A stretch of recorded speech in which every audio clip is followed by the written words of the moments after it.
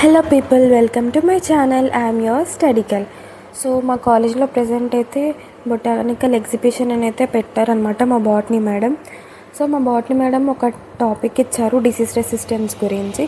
So మనం diseases గురించి రాసి వాటి గురించి ఎక్స్ప్లెయిన్ చేయాలన్నమాట. సో నేను ఒక చార్ట్ తీసుకున్నాను, యాక్చువల్గా 2 చార్ట్స్ తీసుకున్నాను. 2 చార్ట్స్ తీసుకొని వాటి రెండిని అంటించేసాను అనమాట.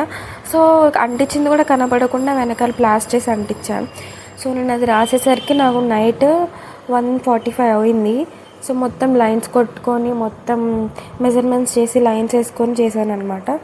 ఇంకా సో నెక్స్ట్ డే కాలేజ్కి వెళ్ళి ఆ కాలేజ్కి కింద థర్మాకోల్ షీట్కి పెట్టేసి అతికిచ్చేశారు. సో అతికిచ్చేసిన తర్వాత మేము కూడా స్టిక్కర్స్ అన్ని అంటించాము. అంటించేటప్పుడు వీడియో అయితే తీయలేదు. సో వాటికి బోర్డర్స్ కోసం అయితే తీసాము. బోర్డర్స్ తీస్తూ మొత్తం రాసాం, లైన్స్ కొట్టేసాం. లైన్స్ కొట్టిన తర్వాత లైన్స్ కూడా కొంచెం హైలైట్గా ఉండాలని చెప్పేసి చేసాము. ఈ లోపల అన్నయ్య వచ్చేసి హెల్ప్ చేస్తున్నాడు అనమాట. కొంచెం బాగానే చేస్తారు అన్నయ్య కూడా హెల్ప్. సో మంచిగా వీడియోలో పడాల కోసం ఇంకా కొంచెం ఆ పెన్ మొత్తం ఊపడం అట్లా చేశాడనమాట. సో చేసిన తర్వాత తను కూడా వచ్చేసి మొత్తం చెప్పింది అలా చేయండి ఇలా చేయండి అని. సో నేను కూర్చొని వాటి నేమ్స్ రాస్తున్నాను అనమాట. ఏ డిసీజ్ ఏంటిది అని నేమ్స్ రాస్తున్నాను. సో రాస్తుండగా అసలు ఓపిక లేదు, ఎందుకంటే నైట్ పడుకోవాలి. నెక్స్ట్ డే మార్నింగ్ కూడా ఫుల్ వర్క్ చేసాము. మా మేడం వచ్చి షాక్ అయ్యారనమాట, ఏంటి మీరు అప్పుడే రాసేసారా అని చెప్పేసి. ఇంకా రాస్తూనే ఉన్నాం అనమాట. లోపల వీడియో తీస్తున్నాను. సో గ్లిటర్స్ కాబట్టి మొత్తం 10 డిసీజ్ రెసిస్టెన్స్ గురించి అయితే రాశాను. సో 10 డిసీజ్ రెసిస్టెన్స్ కోసం ఇంకా 10 గ్లిటర్స్ అయితే ఉన్నాయి కాబట్టి 10 గ్లిటర్స్తో కవర్ చేసేసాను అనమాట. ఇంకా రాసేసిన తర్వాత ఇంకా రాస్తున్నాము. ఎందుకో ఇంకా రాసిన కొద్ది ఇంకా ఏదో తక్కువైనట్టే అనిపిస్తుంది. సో కింద యాక్చువల్గా ఎక్కువ అయిపోయింది. నేను కొంచెం యాక్చువల్గా అక్కడ ప్లేస్ కరెక్ట్గా నేను 5 పాయింట్స్ రాశాను, కానీ కొంచెం కింద ప్లేస్ ఎక్కువ మిగిలిందని చెప్పేసి అక్కడ కూడా పాయింట్స్ రాసేసాను. అక్కడ పాయింట్స్ రాయకుండా ఉంటే బాగుండేది. అక్కడ పాయింట్స్ రాసాం కాబట్టి కింద అలాగా అనిపిస్తుందని తర్వాత ఫీల్ అయ్యా అనమాట. సరే ఏం వదిలే అని చెప్పేసి వదిలేసి ఇంకా మొత్తం రాస్తూనే ఉన్నాం. ఎంత రాసినా అస్సలు అవ్వదండి బాబు. ఏం ప్రాజెక్ట్ అనిపించింది. రాస్తుండగా ఇంకా మధ్యలో జోక్స్ చేస్తూ ఉన్నారు, మంచిగా నవ్వుకున్నాము. పక్కనే నా ఫ్రెండ్ ఇంకో తనేమో ఫ్రూట్స్ గురించి అనమాట. ఒక్కొక్క ఫ్రూట్ పెట్టేసి వాటి గురించి ఫ్యామిలీ ఏంటి, ఫ్యాబేసీ ఫ్యామిలీ, ఏ ఫ్యామిలీ అనేది దాని నేమో. సో కొంచెం దాని గురించి చిన్న పాయింట్స్లో రాసింది.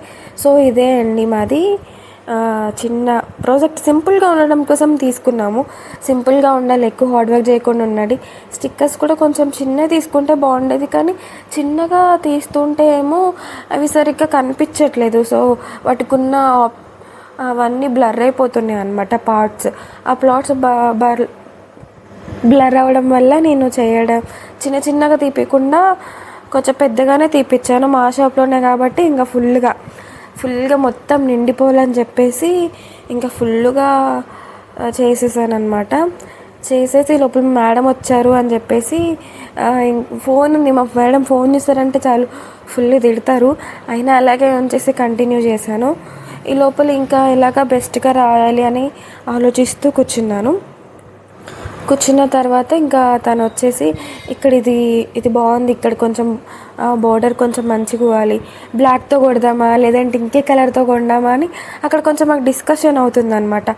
ఏ కలర్ బాగుంటుంది అని చెప్పేసి.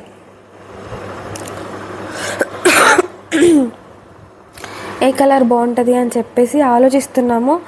సో నేనేమో బ్లాక్ కొడదాము, బ్లాక్ ఆర్ పింక్ ఏదో ఒకటి చూస్తున్నాము, కానీ ఏం కొడితే ఏం బాగుంటుందో అని చెప్పి మళ్ళీ ఒకటి ఆ బాధ.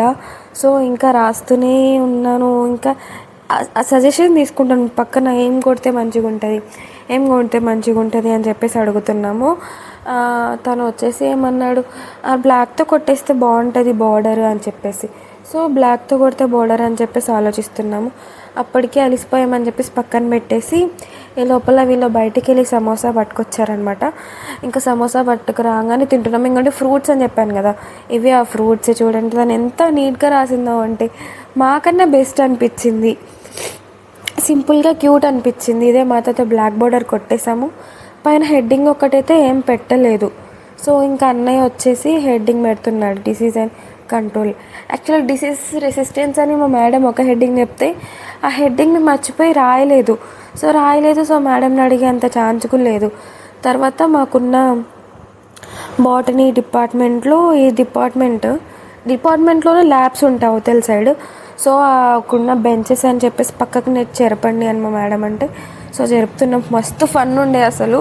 ఫుల్ వర్షం ఈలోపు ఫుల్ వర్షం పడుతుందని చెప్పేసి అది బాటనీ డిపార్ట్మెంట్ ముందనమాట. సో వాళ్ళందరూ మంచిగా కష్టపడి జరుపుతుంటే నేను మాత్రం మంచిగా బెంచ్ మీద కూర్చొని చూస్తూ ఉన్నా. అక్కడ చూడండి వాళ్ళు ఎంత కష్టపడుతున్నారో పాపం. మా మేడం వచ్చారు ఈలోపు.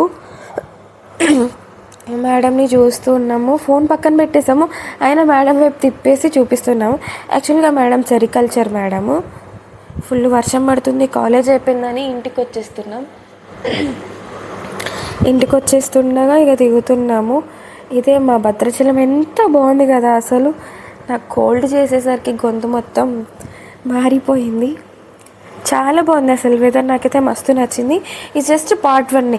ఇంకా ఎగ్జిబిషన్ది పార్ట్ 2 ఉంది. సో ఆ పార్ట్ 2 కోసం వెయిట్ చేయండి. Stay tune.